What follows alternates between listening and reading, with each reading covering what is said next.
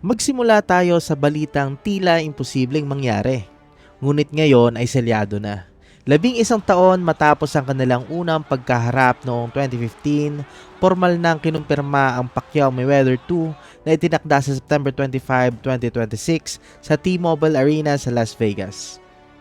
Ayon sa mga artikulo mula sa mga pangunahing boxing news outlets, hindi ito isang exhibition match. Ang laban ay itatala bilang isang official professional bout sa ilalim ng Nevada State Athletic Commission. Ibig sabihin, muling itataya ni Floyd Money Mayweather ang kanyang malinis na 50-0 record laban sa tanging 8th Division World Champion na si Manny Pacquiao. Ang usapin ng broadcasting ay isa ring malaking kasaysayan. Sa unang pagkakataon, ang ganito kalaking laban ay hindi dadaan sa traditional na pay-per-view providers. Sa halip, ang Netflix ang nakakuha ng exclusive rights para i-livestream ang laban sa buong mundo. Layon nitong maabot ang mas batang henerasyon ng mga fans. Sa edad na 49 para kay Mayweather at 47 para kay Pacquiao, marami ang nagtatanong, may asim pa ba ang dalawang alamat? Ngunit ayon sa mga analyst, ang conditioning ng dalawa ay nananatiling elite at ang hangarin ni Pacquiao na mubura ang mantsa ng kanyang pagkatalo noong 2015 ang siyang magsisilbing mitya ng isang mainit na bakbakan. Samantala, dumako naman tayo sa Japan. Bagamat tagumpay na nadepensahan ni Naoya the Monster Inoue ang kanyang undisputed super bantamweight titles laban kay Junto Nakatani nitong nakaraang May 2 sa Tokyo Dome, isang maselang usapin ang bumabalot sa kanyang kinabukasan. Sa mga ulat na lumabas sa mga international boxing journals, hindi ang katunggali kundi ang sariling kampo ni Inoue ang nagtutulak sa kanya sa pintuan ng pagre-retiro. Ang kanyang ama at head trainer na si Shingo Inoue ay nagpahayag ng kanyang seryosong opinyon na dapat nang itigil ng kanyang anak ang pakikipaglaban.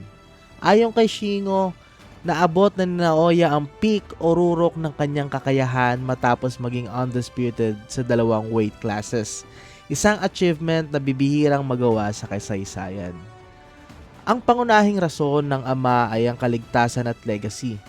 Sa record na 33-0 na may 27 knockouts, naniniwala ang kanyang kampo na wala na siyang kailangang patunayan pa.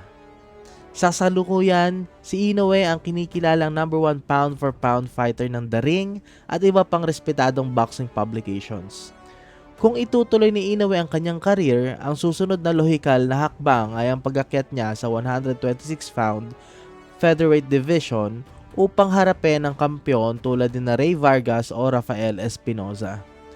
Ngunit sa harap ng payo ng kanyang ama, nananatiling nakaabang ang buong mundo kung ang The Monster ay mananatiling aktibo o tuluyan na magpapaalam sa lona habang nasa itaas. Dalawang magkaibang yugto ng boxing, ang dalawang alamat na ayaw pang tumigil, at ang isang kasalukuyang hari na pinatitigil na. Ano ang inyong pananaw sa mga kaganapang ito? Nararapat bang itaya ni Mayweather ang kanyang record sa edad na 49? At sa kaso naman ni Inoue, dapat ba siyang makinig sa kanyang ama o ituloy ang misyon sa featherweight division? I-comment ang inyong mga pagsusuri sa ibaba at huwag kalimutang i-share ang ating ulat para sa mas malawak na diskusyon. Muli, ito ang Sports Balita International, nag-uulat ng direkta at pang-international. Peace out.